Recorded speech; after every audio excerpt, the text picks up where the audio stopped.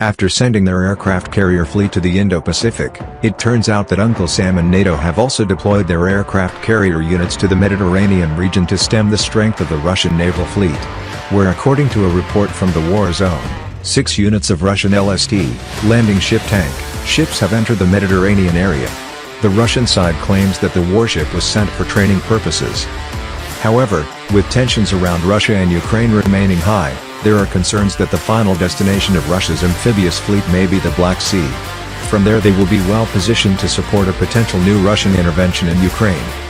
3 ships of the Russian Navy's Northern Fleet, the Project 775 amphibious battleships Ropyucha Olenigorsky Gornyak and Georgy Povodonosets and the Project 11711 amphibious landing craft Ivan Gren Pyotr Morgov, are seen entering the Mediterranean via the Strait of Gibraltar.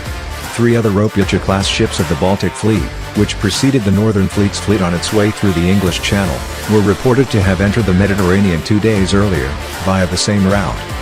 The Russian ships were reportedly overshadowed by the Spanish Navy's Meteoro-class offshore patrol boat, and at least 1 U.S. Navy P-8A Poseidon maritime patrol aircraft was also spotted in the vicinity during their voyage.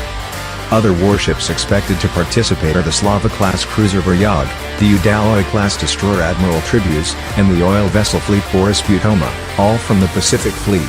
Meanwhile, another Russian Navy ship, the Vishnya-class intelligence-gathering vessel Vasily Tatishchev, entered the Mediterranean via the Strait of Gibraltar last week.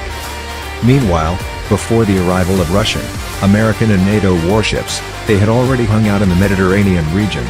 NATO and the U.S. launched the carrier strike group known as Neptune Strike 22. This combat group was formed to oversee the maneuvers of the Russian fleet in the Mediterranean region.